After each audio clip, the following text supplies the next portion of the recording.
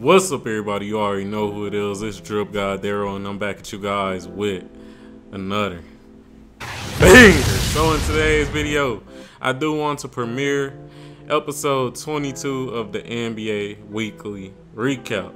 Now, we got a lot of topics to discuss, and before we do get into those topics, I do want to shout out all the subscribers. Y'all been going crazy, as usual, on all of the videos. Let's try to get this video at least to over 100 views, and y'all already know, man, road to 500 subscribers. But without further ado, let's switch over and let's get right into it.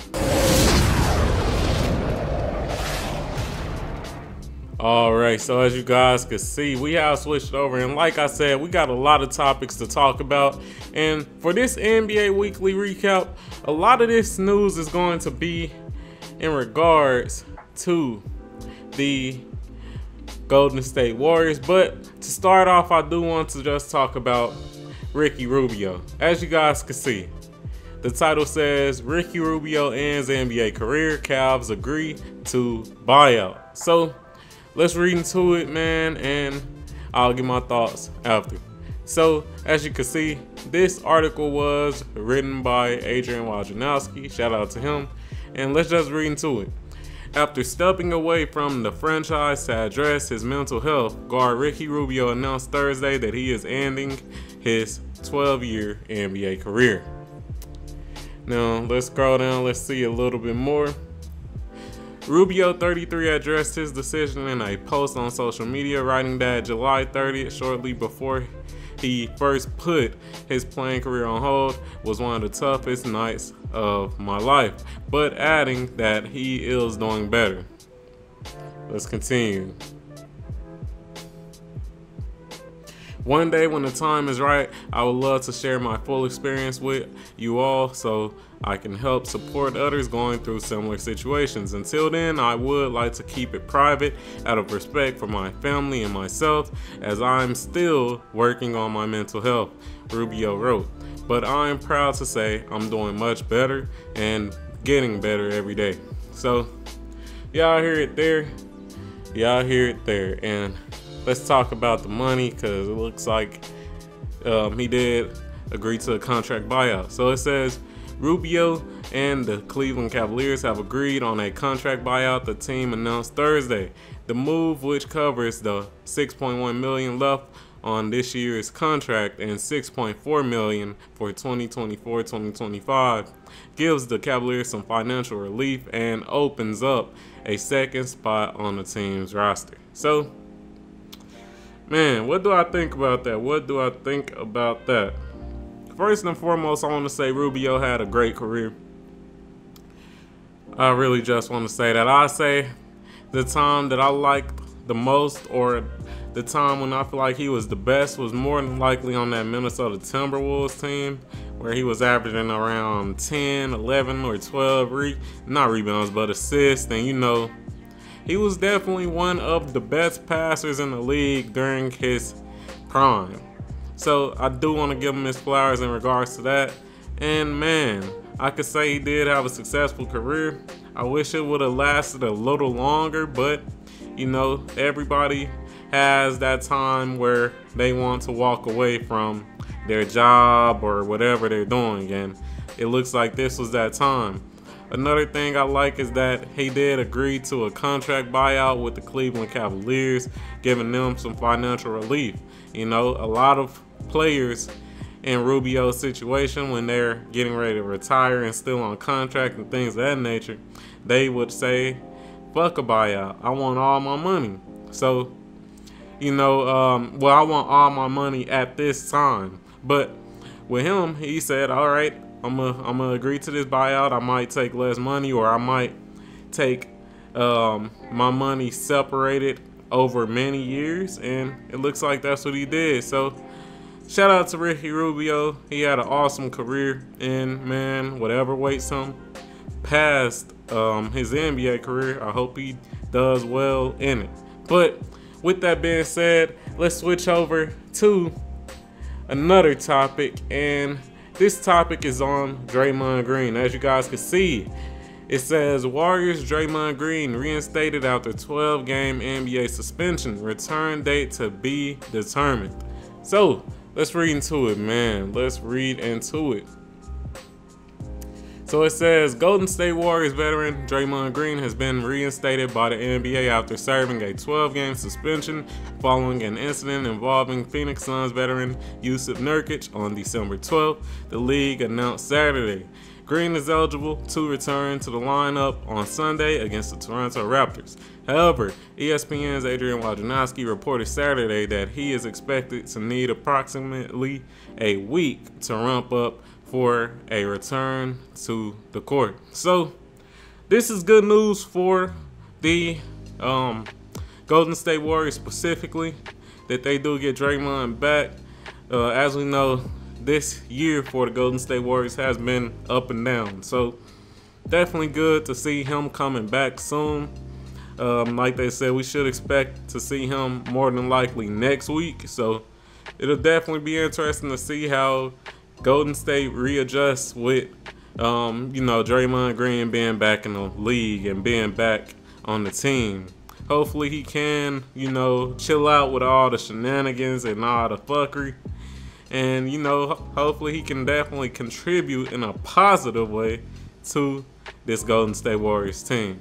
But to continue, like I said, man, we gonna stick with the Golden State Warriors for a while. Let's talk about the bad news with the Golden State Warriors. So here's the topic right here. This is from The Athletic, and it says, Warriors Jonathan Kuminga has lost faith in coach Steve Kerr. Sources. So let's read into it, man. After sitting for the final 18 minutes of Thursday night's loss to the Denver Nuggets, Golden State Warriors forward Jonathan Kuminga has lost faith in coach Steve Kerr, and the 2021 lottery pick no longer believes Kerr will allow him to reach his full potential.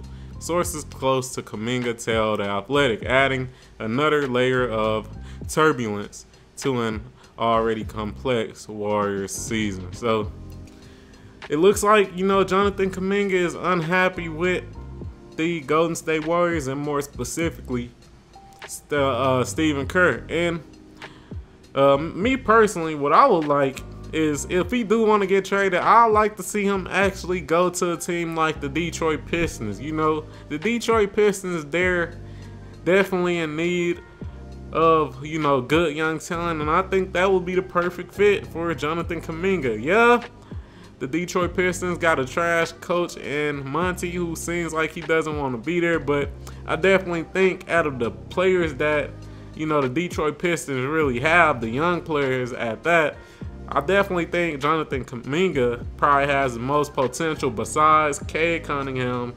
and also Jaden Duren.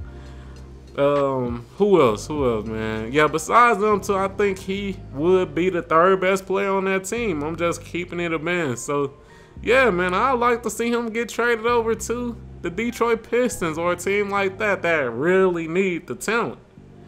I think he could definitely contribute to them. But to continue on, man, like I said, we go stick with the Golden State Warriors for a decent amount of time, and some more bad news for the Golden State Warriors. Shout out to Bleacher Report, and y'all see it. Warriors Chris Paul expected out for 4 to 6 weeks after surgery on hand injury. So let's read into it. Golden State Warriors guard Chris Paul is expected to miss 4 to 6 weeks after undergoing surgery on his left hand, according to ESPN's Adrian Wojnarowski. Paul suffered a fractured hand during the Warriors' 113-109 home victory against the Detroit Pistons on Friday. The injury occurred after Paul went for an offensive rebound off his own three-point miss. Unfortunately, his hand made awkward contact with Pistons guard Jaden Ivey, who also went for the loose ball.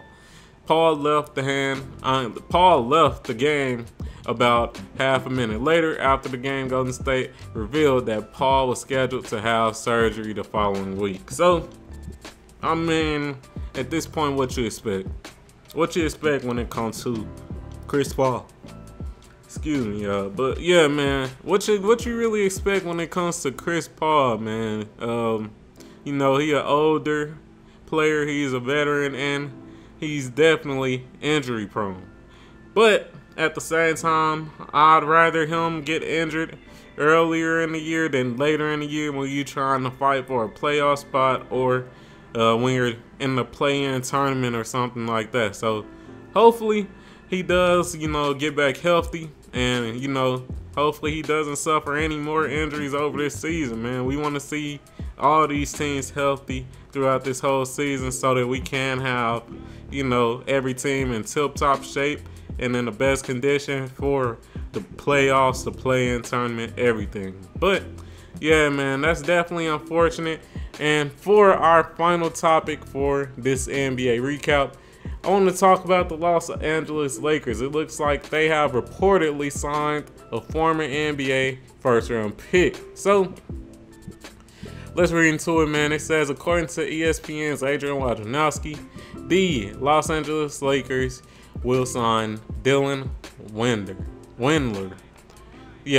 So, alright, that's cool and all. I'm going to keep it real, but I don't really know what to expect out of him. I'm going to just keep it a band. Let's see if we got more information about Mr. Windler.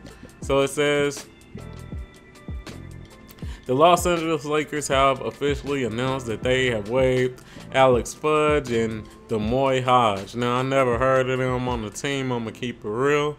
So they must have definitely just been some backup players. I'm going to just keep it a man. Alright, so let's keep moving.